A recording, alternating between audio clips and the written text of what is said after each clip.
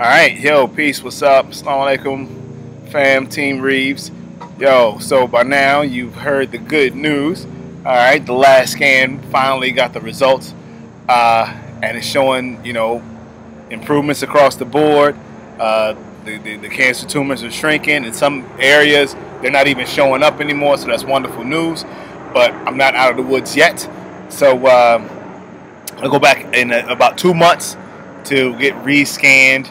And hopefully, we'll be continuing along in the same direction. So I appreciate once again all the prayers and well wishes and gift cards, to make sure that I'm eating right.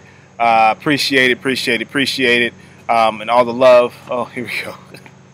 That's baby. That's number 2 right there. All right. Well, I'll call you back in a second. I'll call you in a second. Let me finish doing this, please.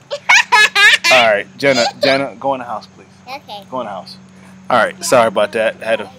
I said go in the house, though, for real. Go in the house. Thank you. Because you didn't listen. I know. Go in the house. All right, sorry about that. I had to discipline my kids. They don't listen. You got to do it. Anyway, so yeah, I actually found out a day earlier than I was supposed to.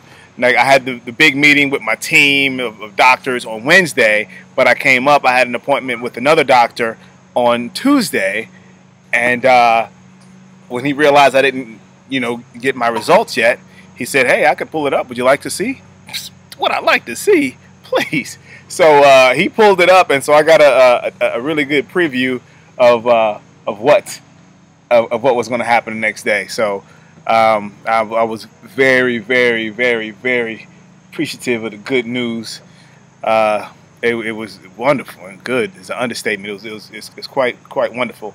But like I said, I'm not out of the woods yet. I gotta keep on my regimen. I gotta keep doing what I'm doing.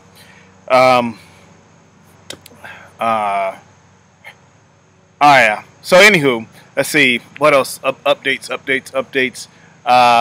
Oh, let me tell you guys about this port. A couple of videos ago, I talked about this port, and I got the port in, and I got this port in here. Now, the people who convinced me to get this thing, they convinced me. They were like, "Yo, man, the port is the best thing," yada yada yada. Now, the one thing that it is definitely good for is to maintain the veins in your arm, because the veins in your arm will eventually collapse through the continuous chemo going through them. They will collapse and dry up and all that jazz. All that is true. Now, the thing I don't think I'm going to ever get used to is being stuck in the chest with a needle. That joint is like crazy. Like, needles don't belong in your chest. I'm scratching a little bit. Got mosquitoes out here. Needles don't belong in your chest. You know what I mean? Like, every single time. Now, they even give you this, forgot the technical name of it, but they give you this numbing cream that you can put on the injection site, and you cover it with this plastic bandage an hour before you go in, and it numbs the area, and it truly does numb the area. However, like, psychologically, nothing should be jabbing you in your chest. We've been conditioned to, we get shot in the arm, we get a shot in the, in the bottom or whatever back when we were kids.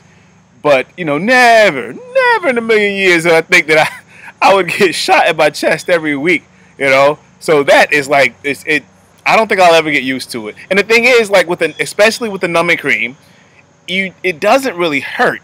It doesn't really hurt. It's all psychological. And I know it. I just don't like it. I'm gonna do it. I just don't like it. You know what I mean? I just don't like it. So that's the port situation. Oh man. Just this week. Yes, was that yesterday? I was up there yesterday. Yeah, it was yesterday. A guy comes in. I'm sitting in one of the waiting rooms. No, it wasn't yesterday. It was Wednesday. Yeah, it was yesterday. All right, sorry. So I'm sitting in the waiting room, and guy comes in. This is an older Caucasian guy. He comes in. Everybody's waiting, and he says, "Hey, everybody. If you got any questions, you got any, if you want to laugh, talk, cry about, whatever's going on in your life, you come talk to me." He says, "Oh, I'm Bob." Guy says, I'm Bob, and as of last Friday, I've been cancer free. Like, yo, I mean, dude is like overwhelmed. He's just trying to. He didn't even have to be up there, but he's still coming to the hospital to encourage other people. You know, I mean, that's that's the place that I go to. You know, every week. You know, the patients there are like very instrumental in the healing process. You know, because everybody is in some stage or another. Either, you know, you're just starting out, you just come in there, and I know the look on these faces, not sure as the if this is the best place, not sure. I see them, you know, and you can kind of tell because they get name badges, and anybody with name badges that has, you know, you have a caregiver name badge, and then you have the person who has the illness, they have a name badge, and they have the little starfish on them, and all the newbies continue to wear their name badges, so you can tell, and it's just kind of neat, you know, watching them. Especially I'm saying them because it's usually couples interact with each other. Because I remember how we were and how we were interacting with each other, you know, initially, and then once we settle in, we just got calm, we got relaxed.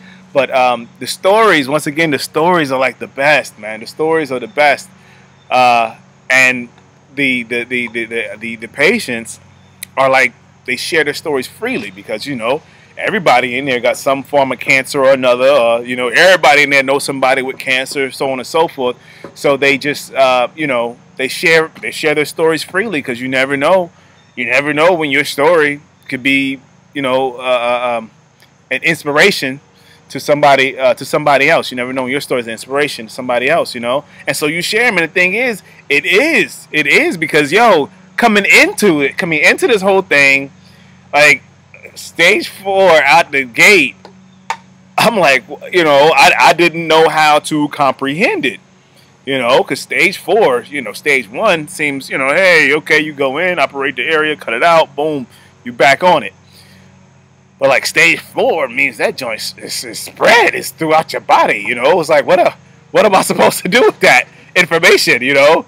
Usually what follows is, you know, you have X amount of time. You know, get your stuff in order, get your affairs in order, you know. But I'm sitting here, people, you know, stage 4, you know, yeah, I came in stage 4 and this and that and the third, but you know, I've been cancer free for X amount of years, and every now and again, you know, the cancer may come back, but they come back in there with the same, you know, strong and positive attitude, like, you know, this thing ain't gonna beat me. You know, I got this. This is something I got to do. And so they do it, you know. But just listening to the stories, is cool. And aside from the stories, like the gentleman that I was telling you, Bob, who came in and told everybody to come talk, you know. I saw him before, and he grabbed a group of people, and they were all engaged in the Lord's Prayer together, you know. Because, you know, Bob just says, you know, I'm sure this is what he's thinking. You know, I've been given this. Okay, Keela, I'm sending you in the house, too. Bye-bye. Go in the house. Thank you. I guess that's what they do when the camera's around. You see it on the news. Anyway, what was I talking about?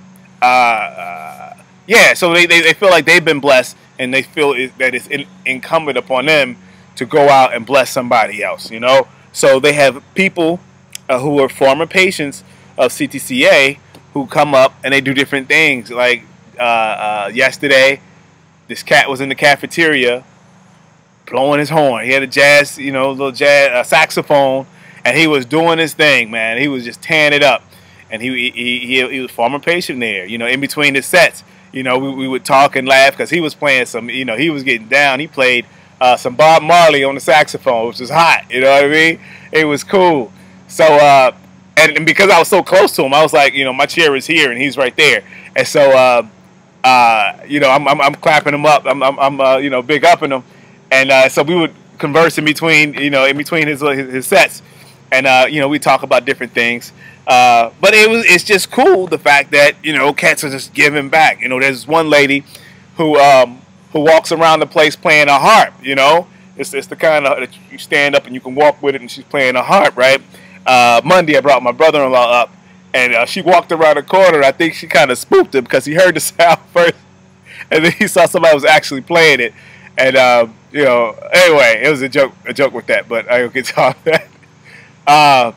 And there's another lady who comes and just does nails, you know. So, you know, she probably either owns a nail salon or does nails as a profession, but she'll come up there and just do anybody's nails for free. You know, for the time she's there, you come up, you get your nails done free.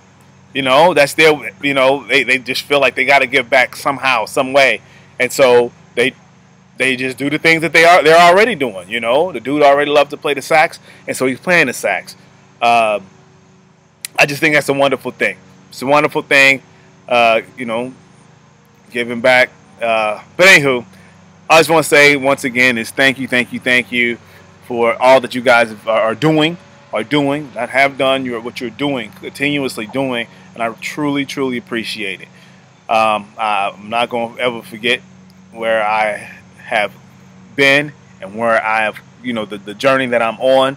This is definitely, you know, a turning point in my life, opening up a new chapter of something. This is something that, you know, when you plan your life out, you don't plan for illnesses. You don't plan for bad times. You know, you actually you plan for all the good times. Or I guess you kind of sort of plan for bad times with, you know, insurance and all that jazz. But you really don't. I mean, you don't think about it. You don't think it's going to happen. You know, I got when I got this car that I have now, you know, at the credit union, and they have an option of if you get sick and you're not working anymore, you could, you know, you pay us this money now, and you don't have to pay your car note until you're better. Or the insurance will. I'm like, I don't need that. You know, I don't need that. Who to thunk it, right? Anywho, that's it. I'm done for this segment. Once again, thank you. Thank you. May the peace and blessings of God continue to be with you all. Peace.